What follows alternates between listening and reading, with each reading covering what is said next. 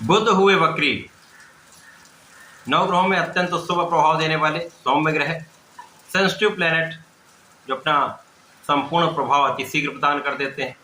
Quick response planet युवराज बुध 5 अगस्त को वक्री अवस्था में आ चुके हैं, अर्थात ये अपने संपूर्ण बल के साथ, सामर्थ्य के साथ समस्त राशि के जातकों को विशेष रूप से प्रभावित भी करने वाले हैं, कुछ विशेष लाभ भी देने जा रहे हैं।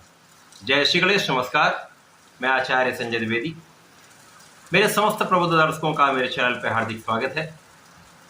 प्रिय दर्शकों, आज मैं वक्री बुध के प्रभाव को लेकर आपके सम्मुख उपस्थित हूँ।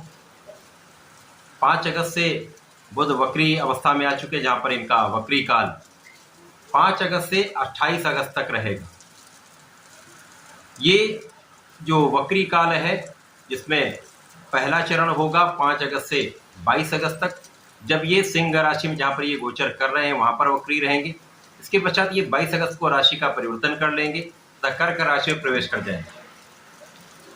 अब कर्क राशि में इनका वक्री काल 22 अगस्त से 28 अगस्त तक रहेगा। उसके पश्चात ये मार्गी हो जाए। तो प्रारंभिक समय में 5 अगस्त से 22 अगस्त तक सिंह राशि में वक्री काल का किस प्रकार का परिणाम मिलेगा।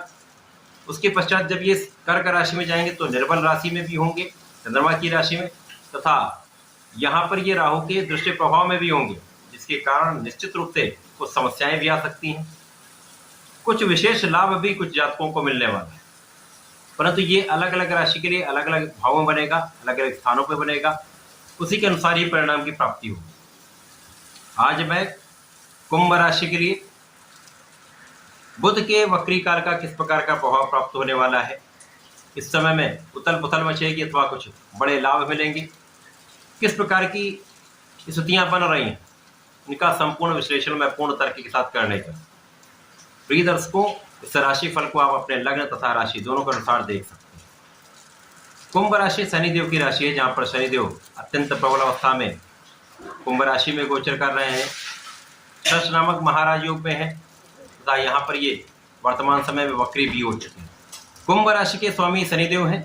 शनि तथा बुध का अतिमित्र का संबंध है। यदि कुंभ राशि के लिए स्थितियों का अवलोकन करें तो बुध यहाँ पर आपके पंचम के स्वामी तथा आपके अष्टम भाव के स्वामी हैं।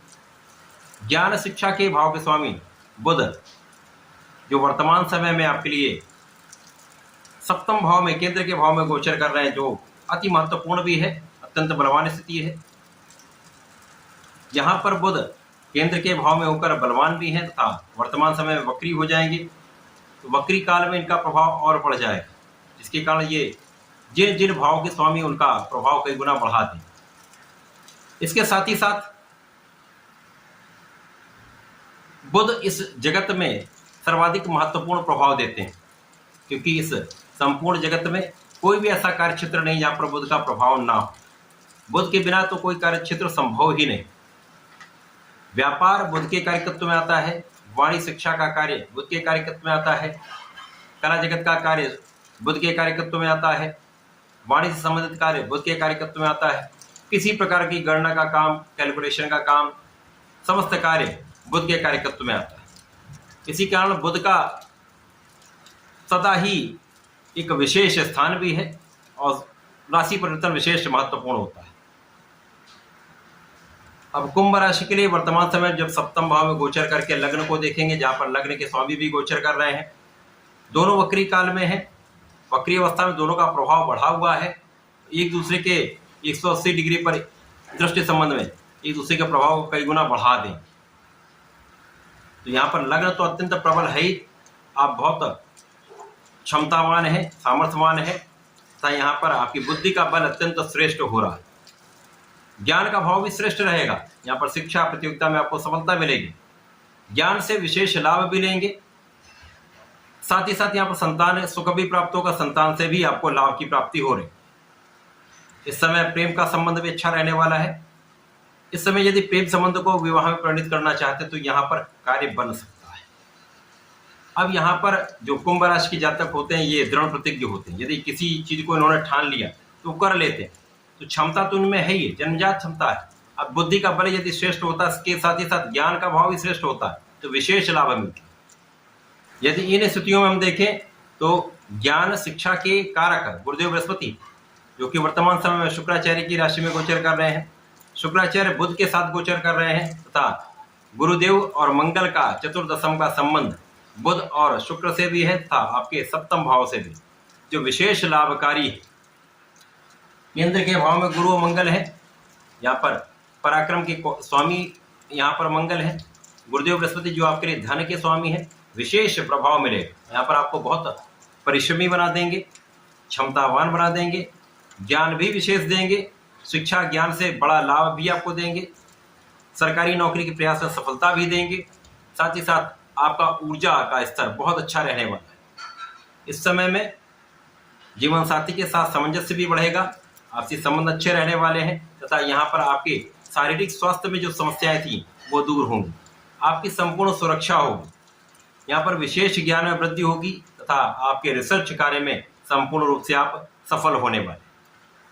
आध्यात्मिकता में वृद्धि हो जाएगी। आध्यात्मिक कार्यों में भी आपका बहुत मन लगने वाला है। जो लोग आध्यात्मिकता से संबंधित कार्यों में हैं वो विशेष लाभ भी लेंगे। अब जब 22 अगस्त को ये राशि परिवर्तन करेंगे तो आपके सप्तम भाव से आपके षष्ठम भाव में आ जाएंगे। अब षष्ठम भाव एक त्रिक भाव है। यहाँ पर निर्बल राशि में भी जा रहे हैं, राहु के दृष्टि प्रभाव में भी होंगे तथा किसी अन्य अच्छे ग्रह के दृष्टि के प्रभाव में नहीं है। तो यहाँ पर निर्बलता तो अवश्य आएगी, परंतु यहाँ पर एक विपरीत राजयोग भी बन रहा है। विपरीत राजयोग जब बन रहा तो ये विपरीत परिस्थितियों में आपको लाभ देगा। यहाँ पर आप अपने ऋण से मुक्त होंगे। यदि ऋण लेने का प्रयास कर रहे हैं तो वहाँ पर सफल होंगे। इसी के साथ साथ नए कार्य क्षेत्र में जाना चाहते हैं तो वहाँ आपको सफलता मिलेगी। यहाँ पर लाभ तो आपको मिलेगा, परंतु यहाँ पर सर्वाधिक मन भ्रमित रहने वाला है। मन का भ्रमित होना आपके कार्य क्षेत्र में कहीं ना कहीं समस्या भी उत्पन्न कर सकता है।